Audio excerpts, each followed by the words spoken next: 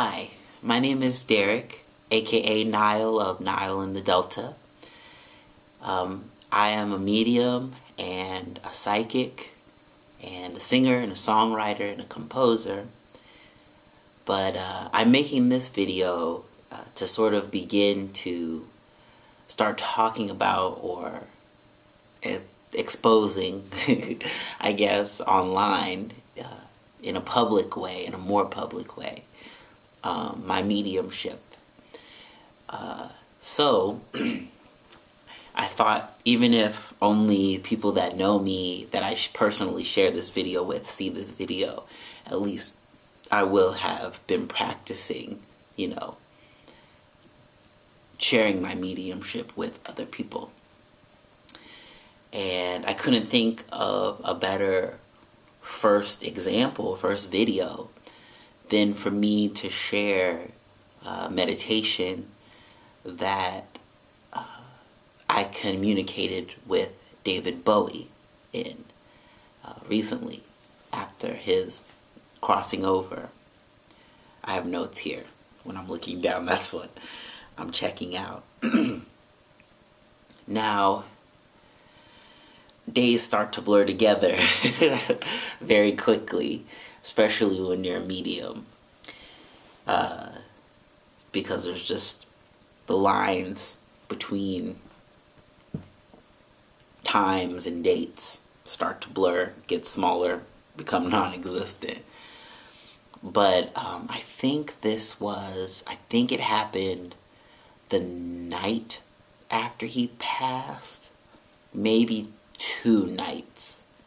I'm not exactly sure, but it was pretty soon after he passed. And all we knew in the public was that it was cancer, and that he had it, and that he had done a good job of keeping it hidden from his fans and the world at large. And of course he had put out his last album, Black Star. And I still haven't I still haven't listened to the album, and I haven't watched the music videos yet. I've seen like 1 or 2 minutes of one of the videos. I don't even remember which one it was. But yeah, so in my meditation, I had done like basic grounding, and it was just a general meditation. I wasn't seeking to speak with him. But he came to me very quickly after I did the grounding within my meditation, which means, connecting into Mother Earth, and then also connecting with my higher self, the purest form of myself, to get, establish those anchors. And then once you do that, that's when you can open yourself up for communication the easiest. And as soon as he came to me, he came in, and it was while I was up with my higher self. And for me, when I go to do that connection, I'm visualizing going above our galaxy. I think it is. That's what it feels like. To this outer rim of our galaxy that has this pure light that gradually seeps into our galaxy and makes it a brighter place and a warmer place and a lighter place. And I'm not sure, I can't speak for everyone, but I feel like a majority of people's pure selves at least have an anchor up there. And I say up, but it's really all around. Up is just an easy way to visualize it in relation to Earth. So he came in very quickly and instantly, without any verbal communication, nothing like that. I knew it was him. And I laughed. Because it was just, of course, someone who helped so many people to feel free to be themselves within the matrix, the energy matrix that's been created on Earth. For someone that was able to do that, to come to a medium so quickly after his death that never knew him, makes complete and total sense. But I'm just gonna go down the list of communications. Well, first, let me tell you what he did. So after he came in, he took me out, even further away from our galaxy, to another galaxy, to a separate galaxy. And I've seen other galaxies. I've been shown other galaxies. That's not true. I've actually been taken in meditations to other galaxies. But never by a human who had passed. It was through other beings, angels and goddesses. So that felt really cool, to be there in this like little cubby, this extra galactic cubby. But he took me there, and let's see. The first thing on the list was that he confirmed that he was a rainbow in the lifetime that we just experienced of his. And that's a designation that not everybody resonates with. But to me, what him confirming that tells me that this lifetime was his first lifetime existing as a human being with all of the energy that he came to the planet with. So some of that energy had been a part of our planet for a long time, but the bulk of it was from outside. And from what he was showing me, it was even outside this galaxy, right? So as our planet calls for outside energy to make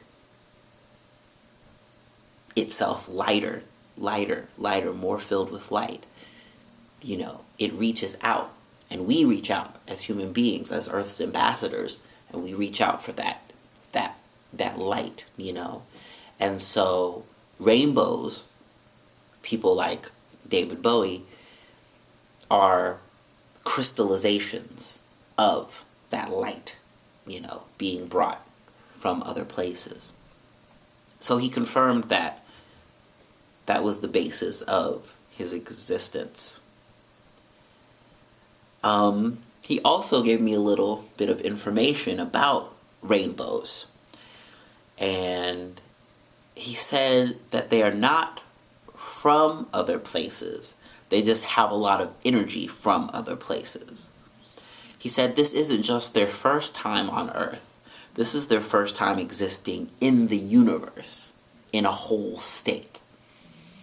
So sometimes I've met rainbows and, they'll say, I'm from this other planet, or this other galaxy, this other star system within our galaxy. And what he was letting me know is that no, it's not that this whole being existed, or even a big chunk of this being existed in this other place at some other time. It's that at that given moment in their life, they're identifying and vibrating on the frequency of a particular part of their being. And that's what feels so strong. That feeling is so strong that it can make you feel like, you're from this other place. So, side note, when in meditation, people are communicating with me and they give me little tidbits of knowledge, Um, they're not necessarily, it's not for any direct purpose all of the time. It's just something that they feel that I need to know. There are gaps in my knowledge. So, pro tip, going into your meditations, leaving yourself open for holes in your knowledge, gaps in your knowledge to be filled, will enable entities to fill those holes. So, the next thing he talked about was how he was originally planned in his life plan that, we all have a life plan that's created before we manifest. He had originally planned to pass away in the 70s. Now, he didn't, because he kept checking in with his angels, with his guardians, and he kept prolonging it on a spiritual level. It's not something that we're always conscious of. Most people aren't conscious of these decisions. But he kept checking in, and basically he would tell them, I want to stay longer. I need to stay longer because I have things to say, right? So his entire life was driven by the projects that he took on and the things that he felt he needed to say artistically. So that's really special to know that each one of his albums, that nothing that he produced was something just because he had to, or something that happened as a result of life. He was living for his art, especially after the 70s. And we know that, he did a major amount of his honored work in the 70s, but he did not stop after that. The next thing he wanted to tell me about was that he purposefully planned his passing down to the date and the time, which I don't know what the time was, but it's all important. It was all specifically laid out. And, he reminded me, he had just released his album on that Friday, and that it was also his 69th birthday when it happened. So basically he was confirming that, the numerology of it all, everything was intentional. The next thing that he told me was, I asked him why he chose that date to pass. Why he chose now, this moment in Earth's growth, I guess, was the intention behind my question. And he said, because a lot of people are probably going to die this year, and I didn't want to watch it. I then asked him how many. A lot. That's pretty vague, And he specifically said that he believed that 2 to 3 times more people than died on Earth in the last year would pass away this year, cross over this year. Now, that's been echoing in my head every day since that meditation. And the first thing to note, I wasn't talking to an angel. I wasn't talking to a god, a goddess. I was talking to an entity that is very close to our existence in our human forms. And so when he's speaking, he's talking from his perspective with the knowledge that he gained on Earth, but also with the things that he experienced on different spiritual levels as he passed away, as he crossed over and reconnected with his higher self. So he is viewing things from a wider viewpoint than most of us do in our day-to-day lives. But he doesn't know for certain the future, So you have to remember that it's just someone's feelings. Even though they're crossed over, it's a little bit more credible than, asking a good friend. But when we hear things like this and we're trying to decide how to interpret them, it's most important to just reflect on the things. So rather than saying, oh my goodness, all of these people are going to pass away all of a sudden, it's better to look at the current state of the world and think about what would lead someone who was in the position that he was in and is in to believe that, right? And I won't go into all of that right now, but, think about who's saying it, and think about something that came to mind this week, reflecting on him saying it, was thinking about, this is someone who purposefully chose to manifest after World War II so easily in this, in decades of great change, and then chose to pass away now, and then is telling you his reason for doing it now is to avoid seeing mass death. So if he were to view the current state of things leading to some kind of World War type of situation, then that would be something that would lead him to do that. That's not something that he said. Those are just my own reflections. And then finally, not finally. There were two more things. A couple more things.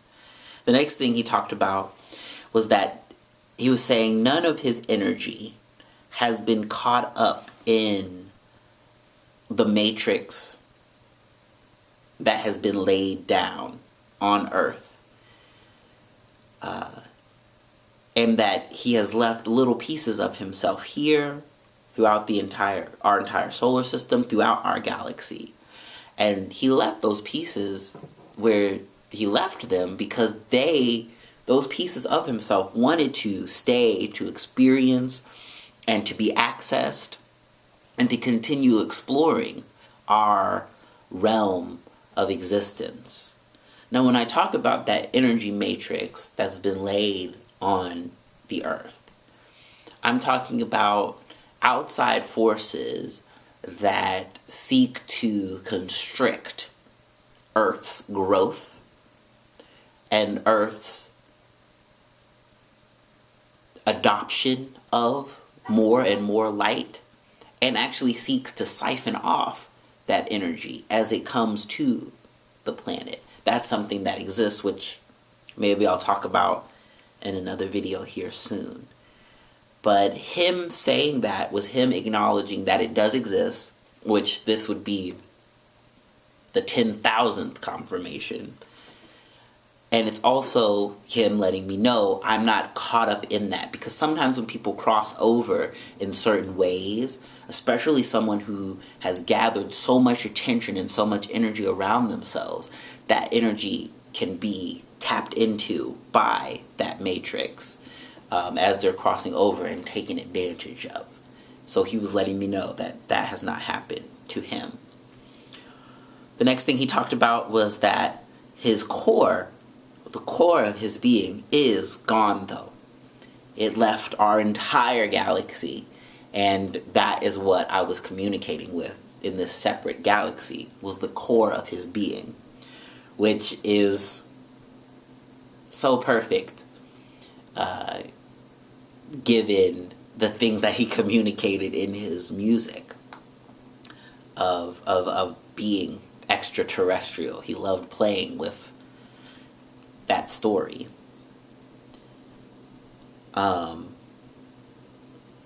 He then said that watching people die and knowing that they were getting caught up in that energy matrix gave him nightmares on Earth. And that's why he left the galaxy. Because if that mass crossing over happens, he doesn't want to see it or feel it, because he spent too much time agonizing over the possibility of it while he was alive. So yeah, in a way, it's a kind of a selfish thing. But, those, like I said, we're talking about someone who is vibrating very close to, humanity. And so those mistakes, selfishness, things like that, can happen. And it's something that other mediums, if they reach out to him, they could help fix that, Selfishness is something to be conquered, and that's one of the responsibilities and jobs of mediums, is to help people that have crossed over abandon the negative aspects that can come with humanity. The next thing that he told me about, this one's a little personal. I asked him if he liked my music, and if he liked my newest album that I'm currently finishing the final recordings of. And when I asked him, he started crying. And he said his favorite song was a song called Isha that is on the album. And then he started singing it to me. And that was incredible, because I can't get his voice singing my song out of my head. I mean, think of all the covers that he did that he has in his repertoire. And, most of the songs he covered, he stole. They became his as soon as he started singing them. And so, yeah, I can still hear his voice singing my song, when I listen to it. Let's see. The final thing that he let me know was, I asked him if he had met any goddesses, because I communicate with goddesses frequently, and that is the basis of this album that I'm working on, is my communication with different goddesses. So I asked him if he communicated with any while he was here, and he said only physically. Right? So that's him, acknowledging that he was aware while he was human that goddesses were coming to him through different women and men in his life. And he honored them and worshipped them through the individuals that were channeling them. But he said that spiritually, his guides and creators and angels took up all of his spiritual time, all of his meditation time. So he never communicated with any goddesses directly through his meditations, only in the physical. But that even in his meditations and in his creative process, he could feel them. He could feel their influence. And the last thing he let me know was that if I ever needed to reach him again, that I could. And he, something that I constantly do with different entities. We just create this quick line, this quick dial type of thing, where I'll be able to go into meditation, ground myself, and then reach out to them. Mostly I use it for other people's follow-up questions. So yeah, that is everything that happened in that meditation. I'm happy to be sharing my meditations in this way, and hopefully I will find the time and the energy to continue making videos, maybe up the production value a little bit more, lighting, all that good stuff. So at the very least, I have a video log of these things, because our human minds can't hold on to much. So things come and go. And Also, so that my friends and family will have things to reference, after we talk about these things. And, hopefully, a wider audience of people will somehow find these videos. And the ultimate goal is for people to connect with their higher selves and connect with their spirituality because they are inspired by the mediums and psychics in their lives. So if I can do that, that would be great. I'm already doing it through my music, so this would be just another way to do that. So I won't do any of the stereotypical plugs or anything like that because I don't have myself set up for that. But again, I'm Derek, aka Nile of Nile in the Delta, and you can look that up on a lot of different social media platforms. Connect with me that way. And I love you, and I'll speak with you soon.